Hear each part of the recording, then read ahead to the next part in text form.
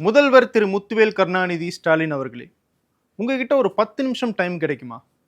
தூய்மை பணியாளர்கள் போராடிக்கிட்டு இருக்கும்போது அவங்கள பார்த்து பேசாம 3 மணி நேரம் கூலி படம் பார்த்த உங்ககிட்ட ஒரு 10 நிமிஷம் டைம் கண்டிப்பா இருக்கும்னு நாங்க நம்புறோம். ஒரு ஊடகமாக எந்த விதமான பக்க சார்பும் இல்லாம மக்களின் குரலாக சில கேள்விகளை உங்க முன்னாடி வைக்கிறோம். முதல்ல உங்க கவனத்தை ரொம்ப ஈர்த்த கரூர் சம்பவத்திலிருந்து ஆரம்பிக்கலாம். தமிழகம் இதுவரைக்கும் பாத்திராத பெருந்துயரம் அது. அந்த துயரத்திலையும் ஒரு சின்ன ஆறுதல் இருந்துச்சு அப்படின்னா அது உங்களுடைய அரசு இயந்திரம் சுற்றி சுழன்று வேலை பார்த்தது தான். அன்னைக்கு அசம்பாவிதம் நடந்த கொஞ்ச நேரத்திலேயே உங்களுடைய போர்ப்படை தளபதி செந்தில் பாலாஜி மருத்துவமனையில போய் நின்னார். பக்கத்து ஊர்ல இருந்து அமைச்சர் அன்பில் மகேஷ் பொய்யாமொழி ஓடோடி வந்து தலையிலையும் நெஞ்சிலையும் அடிச்சுட்டு அழுதார்.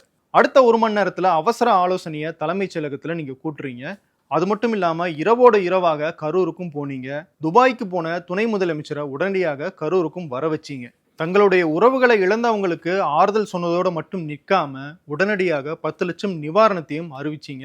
அது மட்டும் இல்ல, ஒரு தனிநபர் ஆணையத்தை அமைச்சு அதை விசாரிக்கவும் உத்தரவிட்டீங்க. எந்த ஒரு அரசியல் கட்சி தலைவரும் தன்னுடைய தொண்டன் சாகிறத விரும்ப மாட்டான் அப்படின்னு சொல்லி விஜய் பக்கமாக நின்று பேசுனீங்க. இந்த விவகாரத்துல அரசியல் செய்யாதீங்க அப்படின்னு அட்வைஸும் பண்ணீங்க. ஆஹா, இப்படிதானே ஒரு நல்ல அரசாங்கம் இருக்கணும், இப்படிதானே ஒரு முதல்வர் செயல்படணும்னு உங்களுடைய தொண்டர்கள் எல்லாம் மார்தட்டி பெருமிதம் பட்டாங்க. இந்த விஷயத்தை பொறுத்த வரைக்கும் உங்களுடைய செயல்பாடு உண்மையாகவே பாராட்டப்பட வேண்டியதுதான். சரி, இப்போ நம்ம அந்த அசம்பாவிதம் நடந்ததுக்கான காரணங்களுக்கு வருவோம். விஜய் மேல தப்பு இருக்கா? நிச்சயம் இருக்கு. அவர் தாமதமாக வந்தது இதுக்கு ஒரு காரணமா? அதுவும் ஒரு முக்கியமான காரணம். காத்திருந்த ரசிகர்களுக்கு தண்ணி கூட கொடுக்கலையா?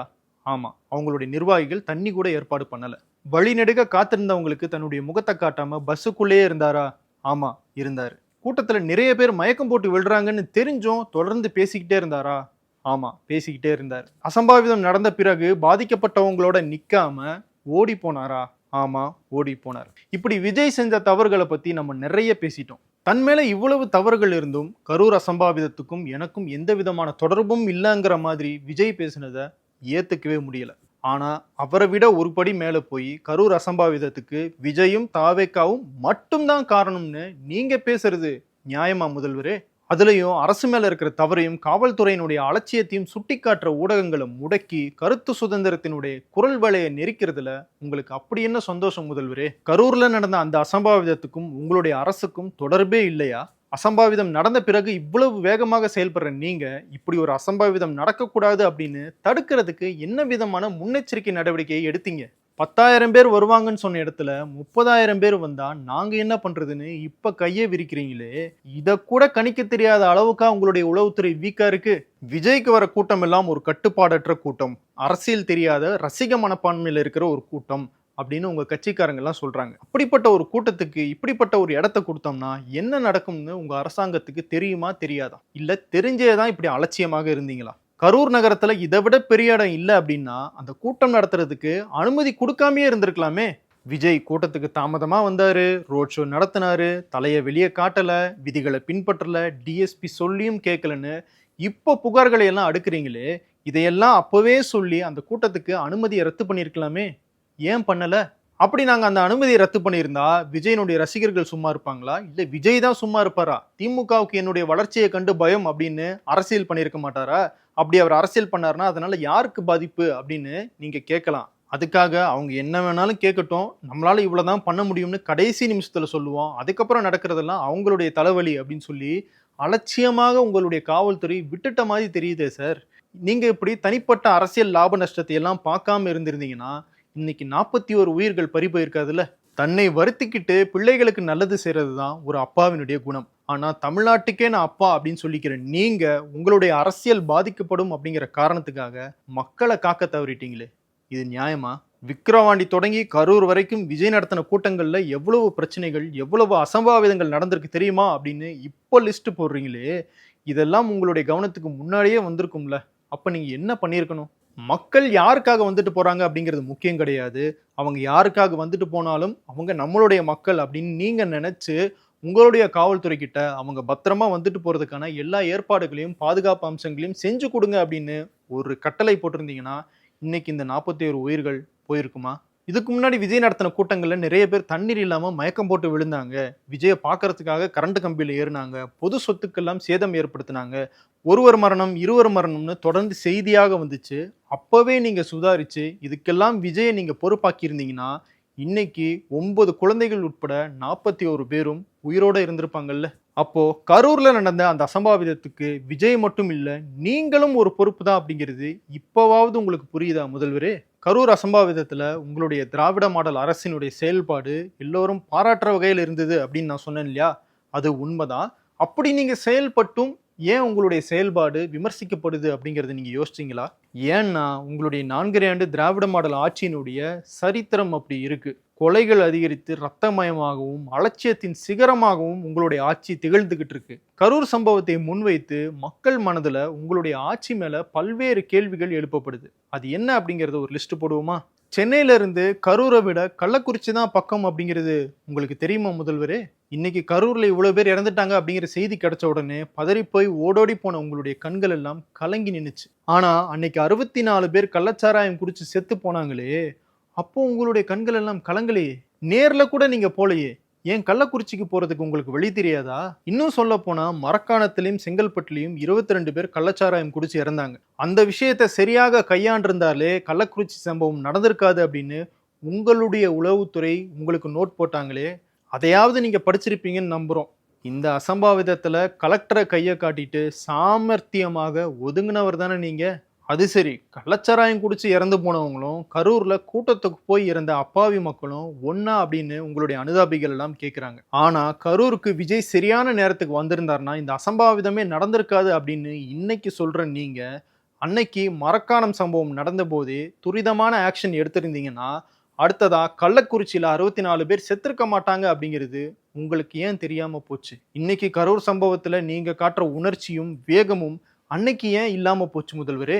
இதுல கொடுமை என்னன்னா, கள்ளக்குறிச்சியில 64 பேர் சாகிறதுக்கு காரணமாக இருந்த அந்த கள்ளச்சாராயத்தை போலீஸ் ஸ்டேஷனுக்கு பக்கத்திலேயே வச்சு வித்திருக்காங்க. உங்களுடைய கண்ட்ரோல்ல இருக்கிற போலீஸுக்கு தெரியாம நிச்சயமாக அப்படி விற்கப்பட்டிருக்கிறதுக்கு வாய்ப்பே இல்லை. இதுக்கெல்லாம் நீங்க பொறுப்பேற்க முடியாதுன்னா வேற யார் பொறுப்பேற்பாங்க முதல்வரே? கள்ளக்குறிச்சி விஷயத்த கூட நீங்க மறந்திருப்பீங்க, ஆனா மெரினா நிகழ்ச்சியை மட்டும் மறந்திருக்க மாட்டீங்கன்னு நாங்க நம்புறோம். கரூர் மாதிரியே அந்த நிகழ்ச்சியிலையும் மக்கள் கூட்ட நெரிசல்ல சிக்கி மூச்சு விட முடியாம தண்ணீர் இல்லாம மயக்கம் போட்டு தங்களுடைய உயிரை கையில பிடிச்சிட்டு இருந்தாங்க அப்படிங்கிறது உங்களுக்கு தெரியுமா முதல்வரே? உங்களுக்கு எப்படி தெரியும்? நீங்க தான் முதல் வரிசையில குடும்பத்தோட உட்காந்து வானத்தை அண்ணாந்து பார்த்து சாகசங்களை எல்லாம் ரசிச்சிட்டு இருந்தீங்கல்ல. அந்த கூட்டத்துல 5 பேர் செத்தாங்க அப்படிங்கிறது உங்களுக்கு தெரிஞ்சிருக்காது பாவம். இத்தனைக்கும் இந்த கூட்டம் நடந்தது கரூர் மாதிரி ஒரு குறுகிய இடத்துல கிடையாது. ஆசியாவின் 2வது மிகப்பெரிய கடற்கரையான மெரினாவில் நடந்துச்சு. இடம் மட்டும் இல்ல, கரூர் மாதிரி இது ஒரு கட்டுப்பாடற்ற கூட்டமும் கிடையாது. எல்லாரும் குடும்பமாக இந்த இடத்துக்கு வந்திருந்தாங்க. அதுல 5 பேர் இறந்திருக்காங்க அப்படின்னா அவங்களுடைய இறப்புக்கு யார காரணம் சொல்ல போறீங்க முதல்வரே? விஜயனுடைய தவறுகளை நியாயப்படுத்தவோ இல்ல திசை திருப்பவோ நாங்க இதையெல்லாம் உங்ககிட்ட கேட்கல. நீங்களும் அதே தப்பதான் செஞ்சிருக்கீங்க அப்படிங்கிறத உணர்த்துறதுக்கு தான் இதையெல்லாம் நாங்க சுட்டி காட்டுறோம். மாமியார் உடைச்சா மண்குடம், மருமக உடைச்சா பொன்குடம்னு கிராமத்து பக்கம் எல்லாம் சொல்லுவாங்க. உங்களுடைய செயல்பாடும் அப்படித்தானே இருக்கு முதல்வரே. உங்களுடைய ஆட்சிக்கு நீங்க கொடுக்கிற பிராண்ட் திராவிட மாடல். சமூக நீதி தான் அந்த பிராண்டினுடைய வேல்யூன்னு நீங்க விளம்பரப்படுத்துறீங்க. விளம்பரம்னு ஏன் சொல்றோம் அப்படின்னு உங்களுக்கு தோணலாம். செயல்பாடற்ற வெறும் பேச்ச விளம்பரம்னு தானே சொல்ல முடியும். வேங்கை வயல் மக்கள் குடிக்கிற தண்ணியில கலக்கப்பட்ட மலத்தின் நாற்றத்தை விட நீங்க நேர்ல போய் ஒடுக்கப்பட்ட மக்கள் பக்கம் நிக்காம வாக்கரசியல் செஞ்சீங்கல்ல, அதனுடைய நாற்றம் இன்னும் மோசமாக வீசுது முதல்வரே. சாகிற வரைக்கும் மறக்க முடியாத வேதனை அனுபவிச்சுட்டு இருக்கிற அந்த மக்களையே குற்றவாளி கூண்டுல ஏத்துறதெல்லாம் என்ன மாதிரியான சமூக நீதி முதல்வரே? கரூர் அசம்பாவிதம் நடந்து இத்தனை நாட்களுக்கு பிறகும் நேர்ல போய் விஜய் ஆறுதலா 4 வார்த்தை பேசல அப்படின்னு உங்க கட்சிக்காரங்கள் எல்லாம் கொந்தளிக்கிறாங்க. அந்த ஆதங்கம் எல்லோருக்கும் இருக்குதான். ஆனா அதே ஆதங்கம் தான் கள்ளக்குறிச்சிக்கும் வேங்கை வயலுக்கும் நீங்க ஏன் போகல அப்படின்னு இப்ப வரைக்கும் மக்களுடைய மனசுல இருக்கு. அந்த ஆதங்கம் நியாயம்தான் அப்படிங்கிறது இப்ப வரைக்கும் ஏன் உங்களுக்கு புரியல முதல்வரு? வேங்கை வயல் மட்டும் கிடையாது, நெல்லையில கவின்குமாரனுடைய ஆணவ கொலையிலையும் உங்களுடைய சமூக நீதி வேஷம் அம்பலமானது. அதுக்கும் முதல்வர் ஏன் நேர்ல போகல அப்படின்னு கேட்க போறேன்னு நினைக்கிறீங்களா? அதுதான் இல்ல. திமுக ஒரு பிற்படுத்தப்பட்டோருக்கான கட்சி. ஒடுக்கப்பட்டவருடைய நலன் உங்களுக்கு 2ஆம் பட்சம் தான் அப்படின்னு காலங்காலமாக ஒரு குற்றச்சாட்டு இருக்கு. அந்த குற்றச்சாட்டு உண்மைதானோ அப்படின்னு மக்களை யோசிக்க வச்சிருச்சு. ஆணவ கொலைக்கு எதிராக ஒரு சிறப்பு சட்டத்தை கொண்டு வரதுக்கு திராவிட மாடல் அரசை விட்டா வேற யார் இருக்கா அப்படின்னு உங்களுடைய கூட்டணி கட்சிகள் எல்லாம் நம்பினாங்க. சாதி மறுப்பு திருமணம் தான் சாதிகளை ஒழிக்கிறதுக்கான முதல் படின்னு சொன்னாரு பெரியார். அவருடைய வழியில நடக்கிறோம்னு சொல்லிக்கிற நீங்க ஆணவ படுகொலைகளுக்கான சிறப்பு சட்டத்தை கொண்டு வர முடியாதுன்னு சமூக நீதியை குழி தோண்டி புதைச்சிங்க. அநீதிகளை கண்டுக்காம போறதே உங்களுடைய சமூக நீதி ஸ்டைல் ஆயிருச்சு முதல்வரே.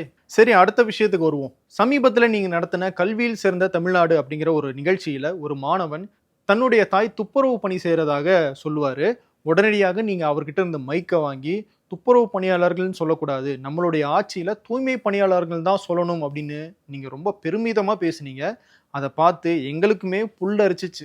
ஆனா 13 நாட்களா ரிப்பன் பில்டிங் வாசல்ல இரவு பகலா போராடின தூய்மை பணியாளர்களை உங்களுடைய பிரச்சனை என்னங்க அப்படின்னு சொல்லி கேட்கறதுக்கு இந்த அரசாங்கத்துல ஒரு நாதி இல்லையே முதல்வரே. தரதரன்னு இழுத்து அராஜகமான முறையில அவங்க கைது செய்யப்படுற அந்த கடைசி நிமிடம் வரைக்கும் நீங்க அவங்கள சந்திப்பீங்க, அவங்களுடைய குறைகளை எல்லாம் தீர்த்து வைப்பீங்கன்னு அவங்க ரொம்பவே நம்பினாங்க. இத்தனைக்கும் அவங்க கேட்டதெல்லாம் புதுசு கிடையாது. நீங்க தேர்தல் வாக்குறுதியில வாக்குகளை பெறுவதற்காக என்ன சொன்னீங்களோ அதைத்தான் அவங்க செஞ்சு கொடுக்க சொல்லி கேட்குறாங்க. உங்களுடன் ஸ்டாலின் அப்படின்னு சொல்ற நீங்க அன்னைக்கு வீதியில போராடிக்கிட்டு இருந்த தூய்மை பணியாளர்களை ஏறெடுத்து கூட பார்க்காம கூலி படத்தினுடைய சிறப்பு காட்சியை பார்க்க போனீங்களே. ரோம் நகரம் பத்தி எறியும் போது ஃபிடில் வாசிச்ச நீரோ மன்னனை நாங்க நேர்ல பார்த்த தருணம் அது. போராடின தூய்மை பணியாளர்களை எல்லாம் விரட்டி அடிச்சுட்டு போராட்டத்துல ஈடுபடாத தூய்மை பணியாளர்களை உங்க வீட்டுக்கு கூப்பிட்டு டீ கொடுத்தீங்க பாத்தீங்களா, அசத்திட்டீங்க முதல்வர். தூய்மை பணியாளர்கள் மட்டும் கிடையாது, அரசு ஊழியர்கள், ஆசிரியர்கள், செவிலியர்கள், மருத்துவர்கள், போக்குவரத்து ஊழியர்கள்னு பலதரப்பட்ட மக்களும் பல்வேறு கோரிக்கைகளை வலியுறுத்தி இப்போ வரைக்கும் போராடிக்கிட்டு தான் இருக்காங்க. சொல்லாததை கூட செய்வான் இந்த ஸ்டாலின் அப்படின்னு பெருமிதமா பேசிக்கிற நீங்க சொன்னதையே செய்ய மாட்டீங்களே. இந்த கொடுமையை யார்கிட்ட போய் சொல்றதுன்னு தெரியாம நிக்கிறாங்க அரசு ஊழியர்கள். இது மட்டுமா, எதிர்க்கட்சியாக இருந்தபோது விவசாயிகளுடைய பாதுகாவலனாக 8 வழிச்சாலை திட்டத்துக்கு எதிராக நின்னீங்க. ஆனா நீங்க ஆட்சிக்கு வந்ததுக்கு பிறகு ஒரு ஏர்போர்ட்டுக்காக பரந்தூர் அப்படிங்கிற ஒரு ஊரையே தாரை வார்க்கறதுக்கு துடிக்கிறீங்க. அந்த மக்களினுடைய கதறல் உங்க காதுக்கு ஏன் கேட்கவே மாட்டேங்குது? பெண்கள் பாதுகாப்பு, சட்டம் ஒழுங்குன்னு எதுலதான் உங்களுடைய ஆட்சி முழுமையாக செயல்படுது? அண்ணா யூனிவர்சிட்டிக்குள்ள ஒரு மாணவி பாலியல் வன்கொடுமை செய்யப்படுறாங்க. திருவண்ணாமலையில ஒரு பெண்ணை போலீஸ்காரங்களே பாலியல் வன்கொடுமை செய்யறாங்க. சென்னையினுடைய முக்கியமான ஒரு பகுதியில தேசிய கட்சி ஒன்றினுடைய மாநில தலைவரான ஆம்ஸ்ட்ராங் வெட்டி கொல்லப்படுறாரு. இப்படிதான் உங்களுடைய ஆட்சியில சட்டம் ஒழுங்கு சந்தி சிரிக்குது முதல்வரே. நகை திருட்டு, பணம் திருட்டு, பொருள் திருட்டு இதெல்லாம் அதிகரிச்சிச்சுன்னா சட்டம் ஒழுங்கு சரியில்லை அப்படின்னு நம்ம சொல்லலாம். ஆனா வறுமையில இருக்கிற ஏழை மக்கள் கிட்ட இருந்து கிட்னி திருட்டு அதிகரிச்சிருச்சு. இதை என்னன்னு சொல்றது முதல்வரே? சரி, அந்த கிட்னி திருட்டை நீங்க தான் விசாரிக்கல அப்படின்னா நீதிமன்றம் ஒரு குழு அமைச்சு விசாரிக்க சொன்னா அதுக்கும் தடை கேட்டு போறீங்களே. உங்க கட்சி எம்எல்ஏனுடைய பேர் அடிபடுற ஒரு விஷயத்துல விசாரிக்க கூடாதுன்னு நீங்க தடை கேட்கிறத நாங்க எப்படி புரிஞ்சுக்கிறது முதல்வரே? இந்த கேள்விகளுக்கெல்லாம் உங்ககிட்ட பதில் இருக்கா முதல்வரே? அப்படி இல்லைன்னா இப்பவே ரெடி பண்ணி வச்சுக்கோங்க. ஏன்னா ஓட்டு கேட்டு நீங்க வரும்போது மக்கள் இந்த கேள்விகளை எல்லாம் திரும்பவும் உங்ககிட்ட கேட்பாங்க.